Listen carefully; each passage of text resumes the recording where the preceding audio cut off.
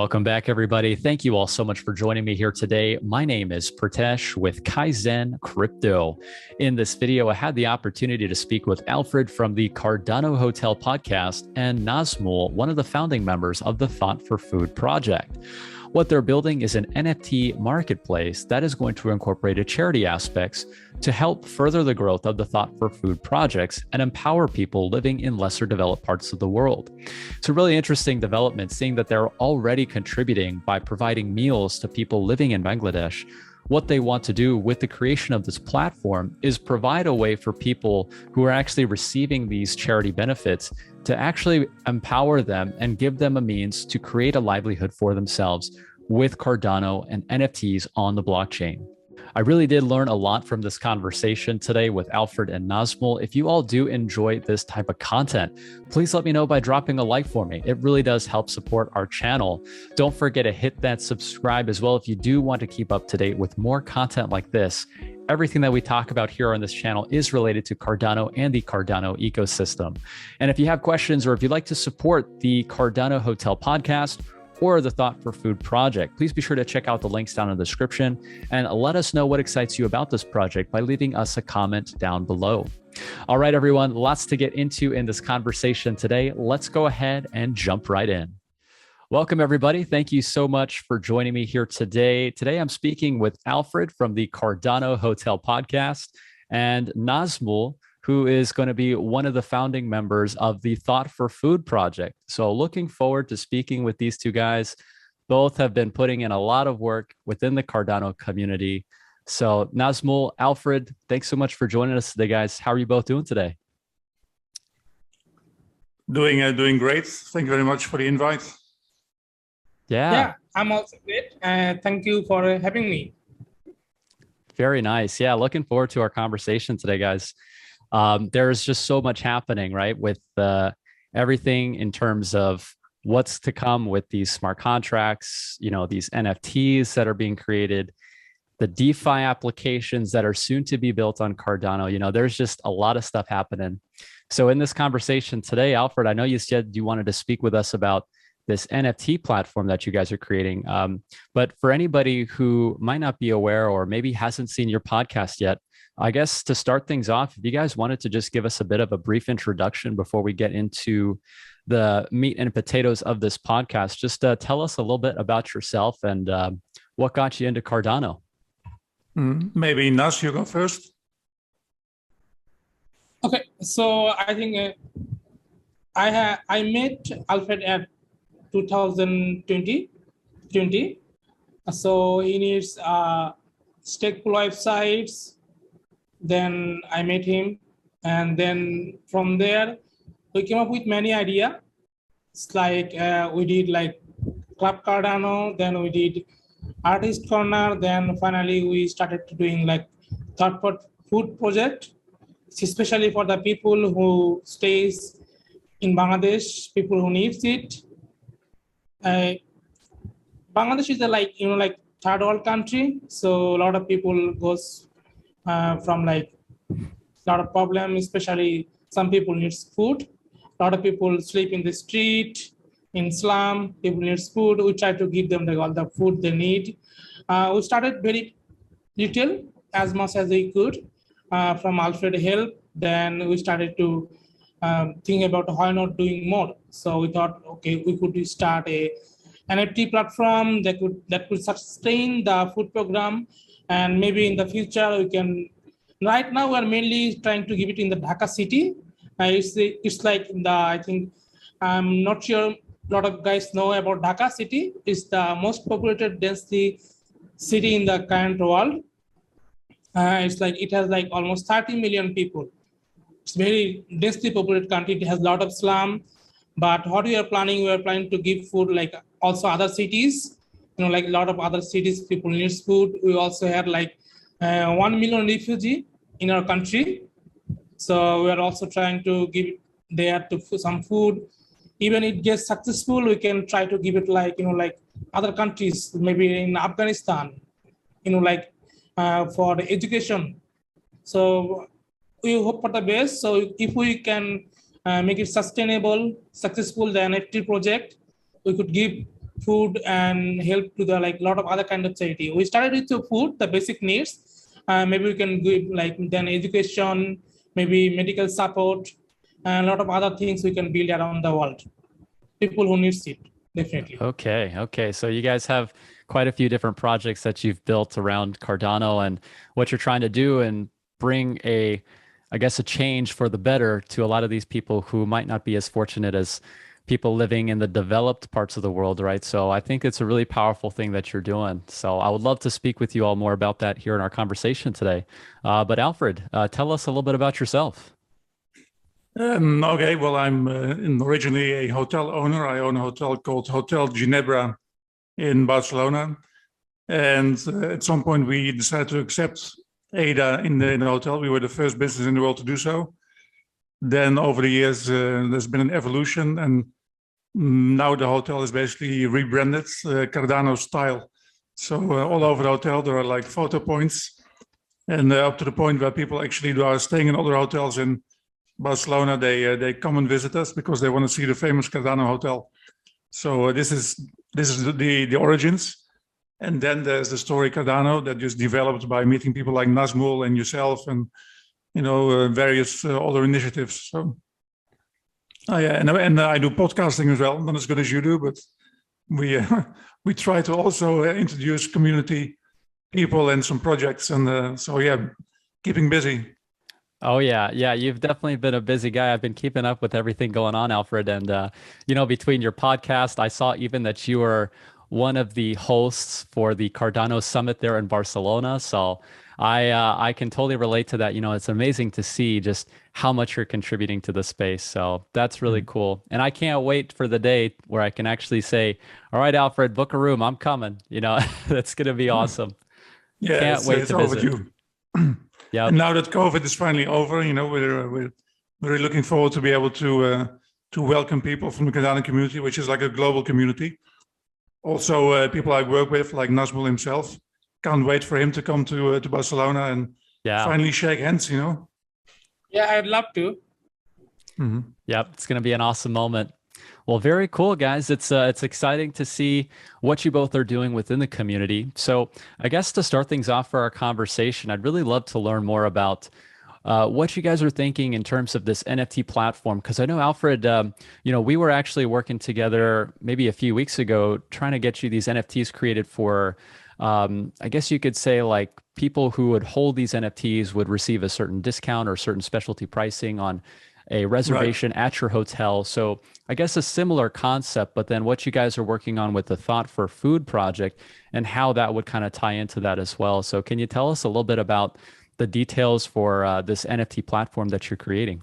Yes, basically we're coming from a different angle because all things sort of evolve. Everything is like a starting point, and from like a particular point of interest, and then we all go in our own different directions. In my case, it was also having a stake pool, hotel, for which we at some point in terms of promotion and also in the Cardano spirit, we decided with Nazmul that it would be good to develop like a charity project, which is like he mentioned in Bangladesh. So where we deliver, we do food drops to people that need it. This is at the moment. Then somehow we got talking. Now there's the NFT space. I can't remember who came up with the idea, maybe Nazmul, maybe me. There's another partner, by the way, who is Tom Wilkinson. He's in Cornwall. So currently there's three of us, and he takes part of he's sort of like the architect at the moment, because Nazmul is by profession a web designer. I'm a hotel guy, and I know a little bit about marketing. And Tom is the guy who knows about the architecture, and he sort of put the stuff together. So when we had this idea and the NFT space was coming, somehow it seemed logical to link what we already have to like this new interest, because anything that comes out, we also want to be part of it. It's exciting, it's fun. So we thought, hey, how about creating an NFT platform which is linked, structurally linked to a charity. So basically, this is how it works. Of the proceedings of any sale of any NFTs, a percentage will go to our current charity in Bangladesh, but maybe there will be more later. If the concept works, then we shall see. But this is not all, because also the food drops that we are doing, we noticed that some of the people that are there are amazingly photogenic. So we are making photographs of the event itself, and we're turning those into NFTs. So basically, the people that are the beneficiaries of the food drops, they are in a way also producing content, although they are not aware of it. But I mean, they will be, because they'll be having the end result will be that they will get more help, and at some point we'll probably explain this to them. So then let's say you buy an NFT of space bots or whatever, similar, because we don't have it on our platform, but of the artists that we will feature. There will also be a category called charity, where you can find these exact NFTs. These will be for sale for only 10 ADA. So anybody in the community can afford those. 100% of the proceedings of these NFTs will go into the charity. So we're hoping to create like a self-sustaining loop, because imagine like one of the last food drops that we did, it cost us a couple of €100 to maybe to put food on the table for like 100 people, right? So let's say then we sell a bunch of NFTs and we make €1,000. That'll be enough money to then organize like 5 food drops. 5 different charity events will again produce different content, which will again be different NFTs. So hopefully the community and even outside the community will keep buying into that. So then more content, more food drops, more NFTs, more money, more food drops, more content, right, more NFTs. Right. It's the building on top of itself. Yeah, exactly. Yeah, exactly.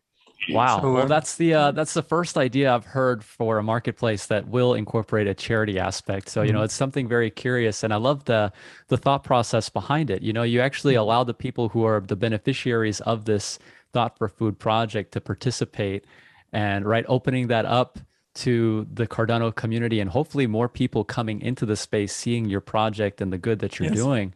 I think that it'll eventually get to that point where it's a self-sustaining model. You get to that point where you're selling these NFTs and then in turn taking that revenue and just feeding more and more people. So, wow. Okay. Very cool. But then imagine, now we have Nazmul, who is organized in Dhaka, but there many things can happen. For example, the next step might be to invest in like a little minivan in Dhaka. So then you can go around and do drops on more locations. Then Nazmul has been talking to friends in the local newspapers, so we can try and get publicity like there in Bangladesh. Another next step might be, for example, to open like our own little office, like a point from where the food drops are being organized locally. You can just keep going. He's there. He knows the reality on the ground. And eventually, we can even transport the idea to other cities and maybe even to other countries. So that's sort of the whole thought process behind it. That's where we would like to be going. So, wow, yeah, absolutely, absolutely. So, Nazmul, can you tell us a little bit about what you're seeing there on the ground? I guess what is the situation like for some of these people who are going to be the recipients of the Thought for Food project? So these people are mainly stay in the slum. Some of them, even we try to give food in the street, as Alfred told earlier, that we have a plan to like any minivan, we can roam around the whole city, we can drop food. Right now, what we are doing, we don't have a minivan, but we are trying to give it like hand to hand with the people. They don't have any kind of stable income, or they have like a little bit income that's not enough. And some of them are like the bigger, so they have like physical disability. But in country like us, we don't have like very good social program, so they don't have to like supporting the government for those people. So local community try to give them as much as they could, and sometimes like charity comes in like foreign country, so that also helps. So these people basically have no kind of like you could say like civil rights or anything. They don't have proper food even. So this is the basic right. They don't have proper food. So you can think about that. They don't have a proper place to sleep. They don't have proper medicine, or even education is the further away. So food is our first priority because that's what people need. Then we can, if this program sustains as we are visioning, then we can like go on another program, like maybe we can give them medicine, or maybe we can give them, like school or other kind of things they need. If I may add one thing, KAIZN. Sure, yeah, go for it. Because I was just by chance, I was just watching an interview which I did with Charles, which is now January of last year, in which Charles said he doesn't like charities per se because they are one direction, right? It's like you go and then, which is like the whole idea behind Cardano, right? People still depend on the term escapes me at the moment, like the people who will bring stuff to them. But you have to start somewhere because, like Nazmul was explaining, these people lack everything. They lack food, housing, anything, the most basic stuff. If we manage to make the model self-sustainable, then you might get like an educational aspect also. Because like we were saying, maybe we can open like a little office in Dhaka, would be like step one, rent a place, and then maybe start doing education. Also, when I was preparing for the podcast, we have a way of, one of the things where we are different, what I see on with the NFT platforms at the moment, it's a lot about, okay, art, and culturally speaking, it's very Western in the most things that are being offered, right? It's sort of Western art is like stuff that we like. And we have an idea about also going global with the art and the artists that we are presenting. So we have a model that we think is also sustainable. We cannot give away completely because there's some technicalities that we're working on. But for us, it's important to also be able to introduce like a cultural aspect in the whole platform. I see. Okay. So I really resonate with that idea because if we think about, I guess we can apply this to really anywhere that would have these social programs. So if we think about a place like here in the US, we actually have these social programs in place that would support people who are less fortunate. But the thing that I see with that, the problem is that people actually would become complacent or to the point where they're so dependent on this government subsidies that they no longer are able to go out and provide value or, seek to better their lives on their own. They're going to be stuck to the confines of the benefits that they're receiving, right? So the idea that you've created here to actually empower these people, helping them to start, right? Of course, feeding them medicine, shelter, all that kind of good stuff. It's all essential to live. But then going beyond that and actually creating a livelihood and empowering these people, I really do resonate with the idea that you've created of putting the tools in these people's hands to actually go out and better their lives too. I have one more thing to add because I got lost in my own train of thought when I was talking to you 1 second ago. I haven't even told Nazmul yet because this is just something I thought about. Sure. 2 minutes before the interview. I had a visit here by Peter Nierop, another guy from the Cardano community last week. And we were talking about the NFT platform. And he came back to me, and there's a guy in Barcelona who draws with his feet because he doesn't have any arms. Wow. And he's an amazing artist. Right, okay. So this is also about, we're actually going to approach him, and also because I have his phone number, I'm going to speak to him on WhatsApp. He's actually quite famous. Turns out he's quite famous in Spain, because he's a really good painter. He's been on various TV shows. The point being, where I'm getting at, there are people in any kind of community which have like certain skills, especially artists, because we're talking about art and maybe writers and musicians. So it would be really cool when we go into those communities where we're doing the food drops now, to also find out if there are people that have like certain artistic skills, which they wouldn't have financing. Maybe somebody's like an amazing painter, and they'll never know. So I think what would be really cool if we would develop like art programs also inside the slums. What do you think, Nazmul? Yeah, I think that would be really great. That we could like empower some of the people with the artistic skill. You can teach them. You never know. People have many kind of skill inside of them. You don't know until you teach them. So they have no way to explore their world. They are like right now they are all begging for the food. They are less fortunate. You never know. We may have some of the like one of the best artists in the Cardano community from one of the slum, one of the street people. I remember an artist, again, the name eludes me, but years ago, maybe 10 years ago, this was also a guy who was homeless. He was, I think, like in the US. Maybe you know him, Pritesh. And he got discovered by somebody. He got discovered by somebody by chance. And now he's like one of the top producing, he's like in art galleries all over the world. Just because somebody saw his art and realized, the potential of this particular person. So it would be great to create a program that goes out specifically and sees if there's any artists in these communities. That'll be awesome. Yeah. And I feel like it can branch out from there. It doesn't have to necessarily be specific to art. If we think about Alfred, you were just describing, musicians, writers, right? Yep. I think of photographers as well. I mean, just the amount of talented pictures that are being produced by photographers, just the lighting and the effects that the picture can take on just depending on how certain aspects are positioned in the frame. I think, there's a lot of creative elements involved with these types of things. And what Cardano and blockchain technology does is allows these people to empower themselves. So I really do resonate with the ideas that you guys have regarding that. And I guess just to kind of go a little bit more into the aspect of the marketplace that you're thinking about. So we've got current NFT marketplaces in the ecosystem right now. Of course, still very early days, but if we think about things like CNFT, there's also token.io. I guess, what are some of the things that you all are thinking about in terms of how you want to structure this marketplace? Is it going to be something where anybody can go there and like buy and sell these tokens, or is this going to be specifically for this project that you've created with this charity aspect? Can you tell us a little bit about who would be able to use this marketplace? If I'll take that, if I may.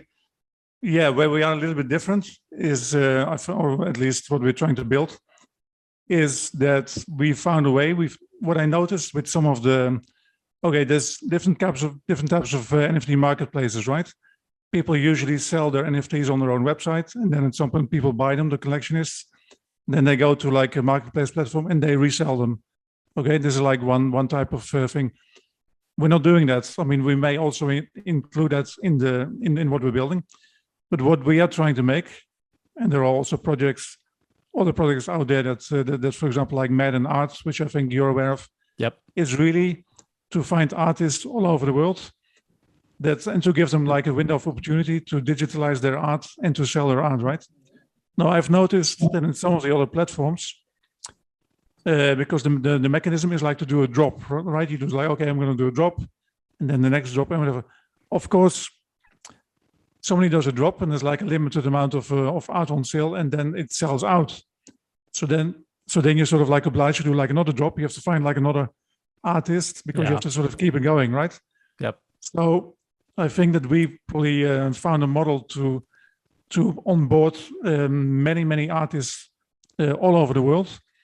And again, I can't give away the model yet, but the idea is that it will be a model where the Cardano community will also be able to take part in the model to help grow the platform, and like a multilingual platform, first of all, because again, most platforms that I see are structured in English, but we just put in like at the moment a multilingual app, because I want this to go global. So I want to, in every community, in every country, because people in Peru might have a preference from art from Bolivia or Japan or whatever goes, Yeah. Again, I want to take the focus away from what we have sort of perceive as in our Western, mentality as NFT art, and I want to open it up to other cultures and other countries. So, and I think we found a way to do that. Okay. Yeah, I'm looking forward to that. I feel like, in terms of the talent that's available, from what we've seen so far, it's a lot of these 10,000 piece drops, right? And then you've got these marketplaces, which all of a sudden after this drop concludes, just become flooded with all of these pieces, with these resellers trying to flip it to make a profit. So with the model that you guys are thinking about right now, I think it'll be a breath of fresh air really to see a marketplace that is catered specifically to people who are looking to put out good artwork so that they can do things with their life. We looked at it because we sort of analyzed it, And we realized, because at the moment it's a Cardano-based platform, which means that currently the payment will only be in ADA for the moment. But I mean, eventually it might be in any type of other currency, whatever. But that limits your choice to artists also that are accepting ADA, right? Or at least have somewhat of a notion of what Cardano is. So also, we also have a solution for that, because we would like to really also present Cardano to the art world in general. Thereby, for example, when you go to our website, which, by the way, which I haven't even said what it is, it's called nfthubs.io. So you're welcome to have a look. And there's for example, we have an integration with like just an information page about Nami Wallet. We picked Nami Wallet at the moment because it's a wallet where you can see your NFTs presented visually, which is interesting because, and maybe also other types of files. Other wallets will come out very soon. I've seen other amazing wallets. There's one called, if I may name drop, which is called Project One. You should see it because the visual presentation is excellent and really takes wallets to like the next level. But the point being, that's what we are trying to do, is also approaching artists that have never even heard of blockchain. And then if they come to us and say, yeah, but what is crypto? What is Cardano? We will tell them. We will prepare like a little package for them where they just sort of get it, and then teach them how to set up like a crypto wallet quickly, because that's what you need to get started, right? It's like the financial aspect. Then from there, we'll sort of take them into, you know, in a journey like through Cardano, and they can find out about the ecosystem and everything that's behind it. But we want to make it easy for them also by educating them a little bit on what is blockchain, what is crypto, and how to set up a wallet, and how to start being able to do NFTs, like all the ones that don't know yet. We want to grab all of those. It reminds me of Charles with you know, the pond, the lake and the ocean or whatever. The pond, the island, the ocean. Yeah. Yeah. Yep. So we are sort of going for like all interesting artists out there globally. We're going to go for everybody. So that's awesome. Yeah, you know, that's one thing I was also thinking about, is these people who are living in these less fortunate situations, right? For them to actually have the ability to use this platform, there's going to be a lot of education involved, right? In terms of everything you would need to know, right? From creating a wallet to how would you actually mint an NFT. So I guess with your platform, you know, also incorporating that education aspect, it's going to be big for the onboarding of these people as well. And I think it'll help to really add lots of value to the ecosystem because of that. Yeah. The cool thing about this is that, like I said, with the stage where we're now, basically the presentation is ready. I don't know if you're looking at it, Pritesh, but we're still looking at the structuring a little bit of the legal aspects and the money flow. So some smart contracts with Marlo, but it should be easy. We might even get it done like in a week. But now I forgot what I was going to say. What was the topic? Sorry. Well, hey, if you can get a smart contract put together in a week, I'm going to be extremely jealous, because from what I've heard, Haskell is one of the most challenging things to work on in terms of building on Cardano. So, yeah, you know, in terms of building, I guess, what are your thoughts on, you know, we talked about what you guys are going to look for in terms of creating this platform and then the education around it. But I guess in terms of what you're thinking of in terms of getting the money to these people, so of course they'll have their own cryptocurrency wallet, but how does it work exactly? Like, let's say I'm a person who has a really cool painting. I'm living in Bangladesh or in any of these other underdeveloped countries who's going to be utilizing your platform. How am I able to take the money which I've earned from selling this NFT and actually go out and say buy food with it? Like, what does that actually look like? The answer is we don't know yet. So we're working towards it at the moment. Like I said, you know, baby steps. But at the moment, we're at the point where we're just doing the food drops, and maybe hopefully soon sort of expand on that with other activities.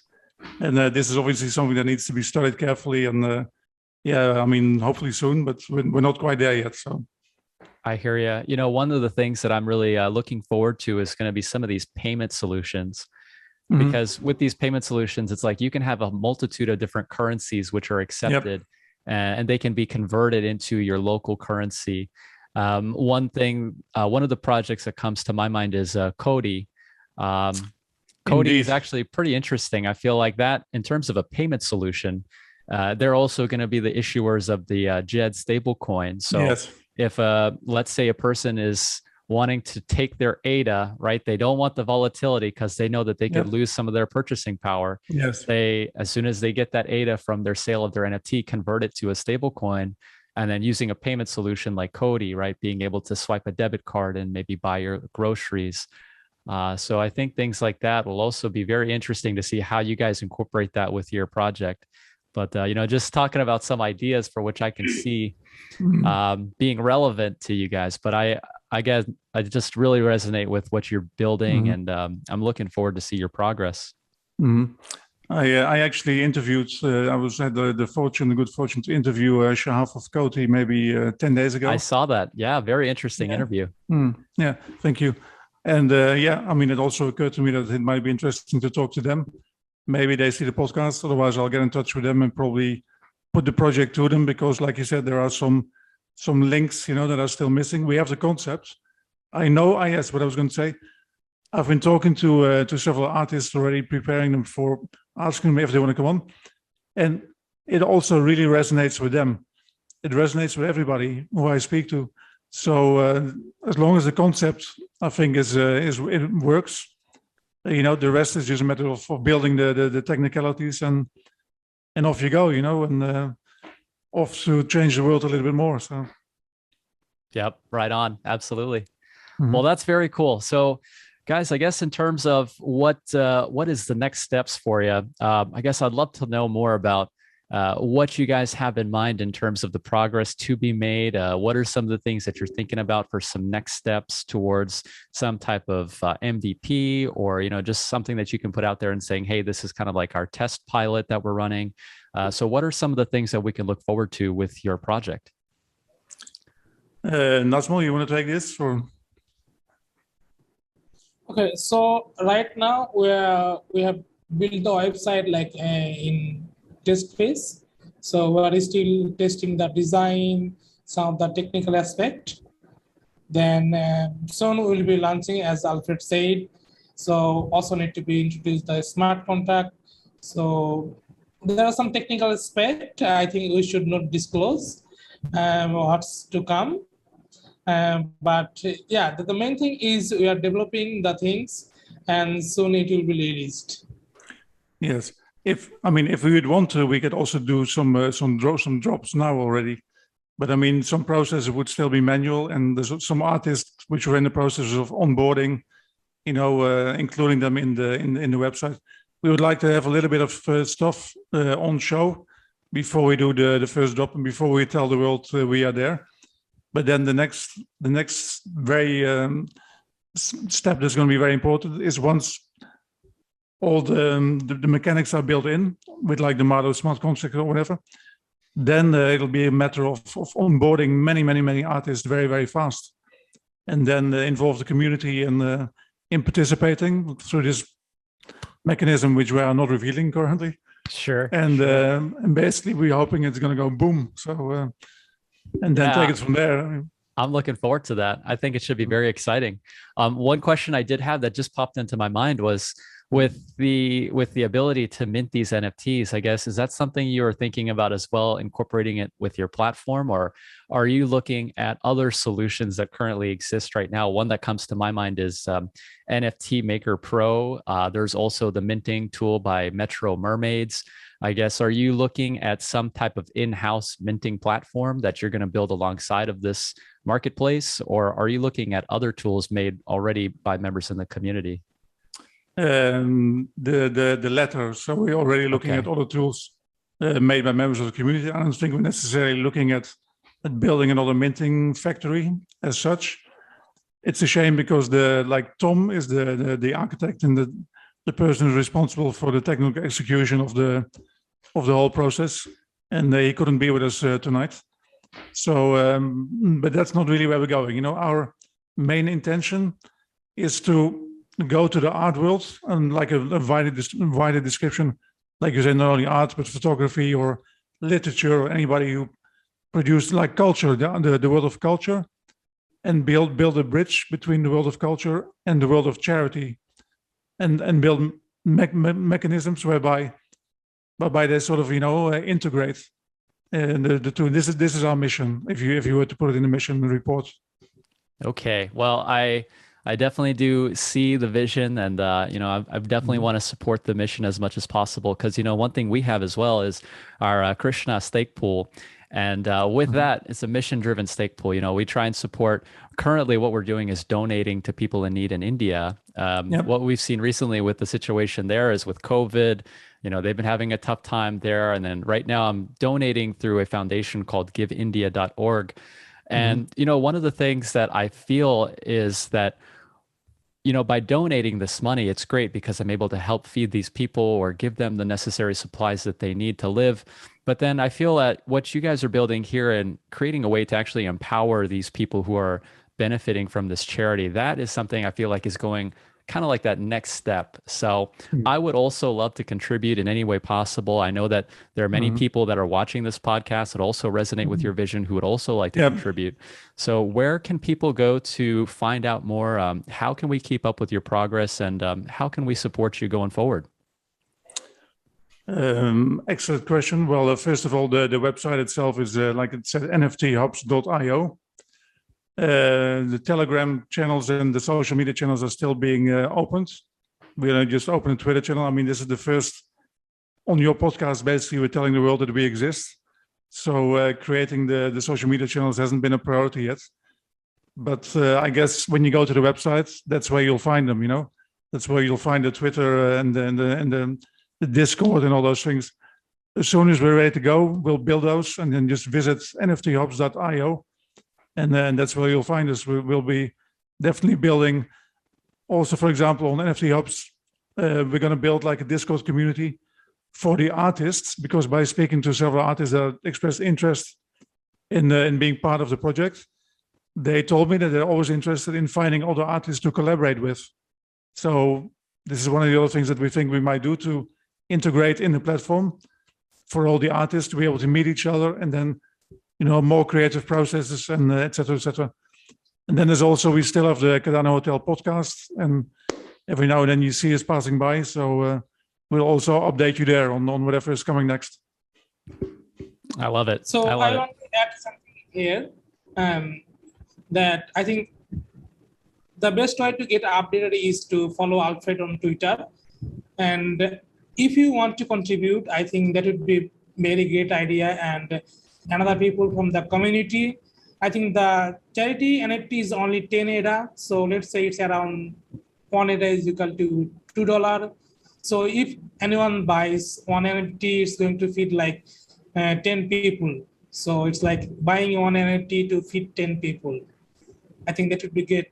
Anyone contribute to that? I think we don't need much right now. Just buy one NFT. Anyone watching the podcast, would be nice to, like, we can feed 10 people. So you're buying one NFT to, like, it's basically not the NFT, you're just feeding 10 people.